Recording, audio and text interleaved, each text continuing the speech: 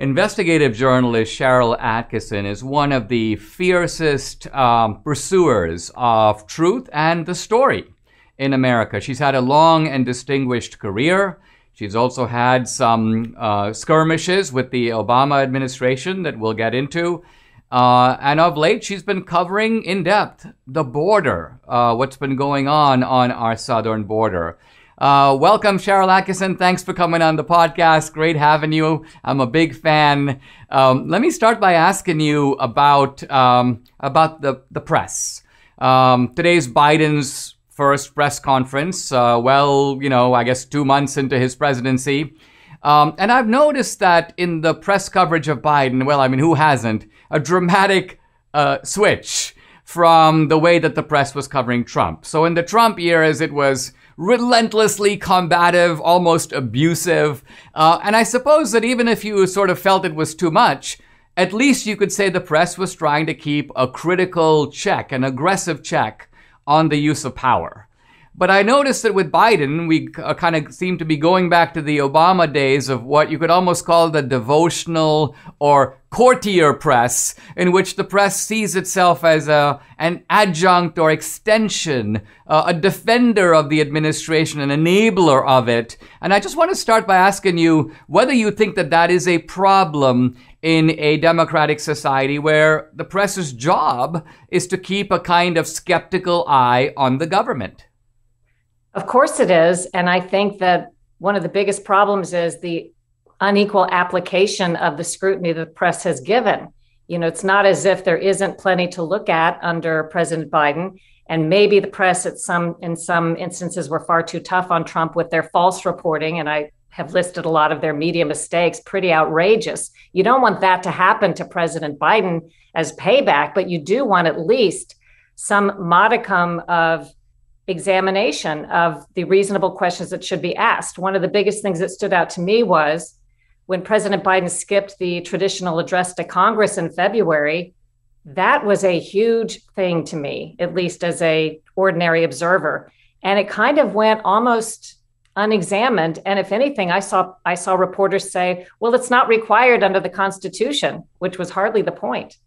Yeah, I think there are kind of two issues here. One is the accountability of Biden, the president, to the Congress and to the nation. But I think in a deeper sense, what we're noticing is that in many cases, Biden appears to be not the one telling other people what to do, but to be the one who is being told what to do. Time after time, his aides push away the press, or they say, that's it, no more questions. Or Biden himself turns around and says things like, what should I say? Is it time for me to leave? So the question I have is, in a democracy, when you elect a president, isn't the president supposed to be making the decisions? Isn't he supposed to be quarterbacking what the aides do instead of the other way around? It appears that in some cases, it is the people around Biden who are steering the canoe, and Biden is just along for the ride.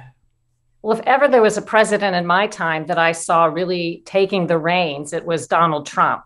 But even with Donald Trump, we saw that there are persistent bureaucrats who work at places like the State Department who testified that despite what instruction President Trump gave them on policy, which under the Constitution, he's the one who makes policy, but they admitted under oath that they didn't carry out that policy because they didn't agree with it and didn't see him as the maker of policy. So maybe it's not all that new that we have been working under a government or living under a government where a lot of people around the people we see as being an authority are making the decisions and calling the shots.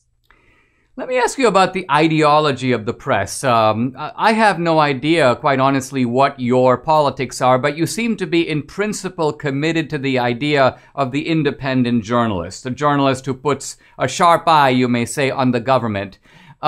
What happens, though, when you have a sociological class, the journalistic class, which is drawn from journalism schools, which comes, by the way, not distributed from the whole society, but from certain intellectual precincts of the society, a kind of homogeneity of perspective. And I don't just mean in politics. These are people who like to eat the same food. They're part of the elite class that runs the government. And so here's my question. How can we expect these guys who are sort of the same mind as the Biden people to really apply that kind of independent and critical perspective that it seems that our founders had in mind and that press freedoms were put into place to enable? Well, I think in the past, although you're right about the homogenous nature of the press, and I'm part of that, I understand it, but we were still able to, in large part, although we were still somewhat criticized, we were often able to get outside of our own skin and provide fair coverage of issues and people. What has dramatically changed, in my view, in the past 5 years, I hardly recognize journalism anymore. There are still many honest journalists trying to do honest journalism, but there's not such a market for it anymore because the propagandists and the people who have worked very hard to control information and news have taken over news organizations. So even the honest journalists know that there's no market for a story like that in many cases. And I just look at the case of Glenn Greenwald, who is pretty far left. We see eye to eye on a lot of press issues and free speech issues, but he had to quit his own organization that he started, his own news organization, because his own organization ended up censoring his Hunter Biden story. So there are journalists out there who want to do fair, accurate reporting. It's just a harder market and environment for it because of this propaganda industry that has really taken hold. Do you think that Obama was the turning point? And I say that because if I think back, there was plenty of negative coverage, even in the liberal press, you may say, of Clinton. But when Obama came in, and I don't know if part of it was the first black president syndrome, it's like the press went into a genuflecting mode. A, do you think that's true? And B, can you say a word about your own experiences with Obama? Because I think they contradict this idea that under Obama, there was a kind of open access of the press. In fact, as your experience shows, they went after you.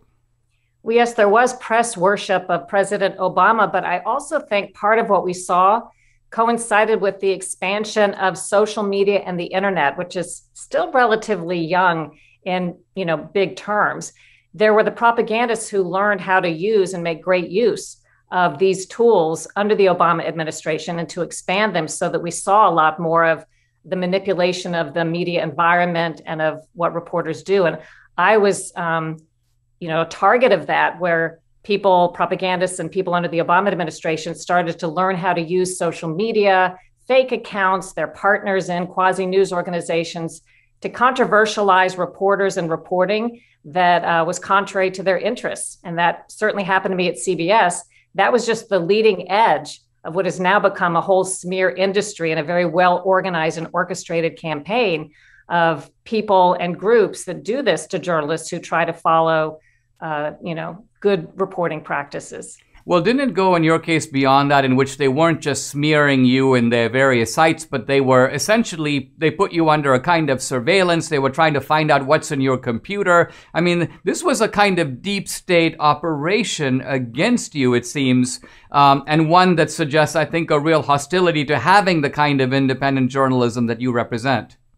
Yes. And, we got, when I was being surveilled and that was coming out, it sounded so foreign and crazy at the time when these intel sources first told me before we had the forensics that proved it. It sounded outlandish because it was before we knew what the Obama administration had done to Associated Press and confiscating their phone records secretly and surveilling James Rosen at Fox News. But it turns out they were doing quite a lot of this. And I'm sure I wasn't the only journalist. I just happened to have the contacts and the forensic capabilities through the contacts to prove the government intrusions, monitoring of me, planting classified documents deep inside my operating system, looking at my keystrokes, activating my Skype program to listen into audio when it doesn't look like the program's on, and on, a long-term operation that I'm still trying to sue the Department of Justice over, now under the third administration. Because what happens, and you've been part of this syndrome, what happens when those who are guilty are the ones that would have to prosecute the crimes, in this case, the computer surveillance crimes, and they're not going to do it. In fact, they're going to defend the guilty agents. So I've been in court and I've learned that if the courts don't want to hear the case, it doesn't matter if you have airtight proof of the forensics that show the government did it. It's like a tree falling in the forest and nobody hears it. Unbelievable. When we come back, I want to talk to Sharyl Attkisson about her discoveries at the border.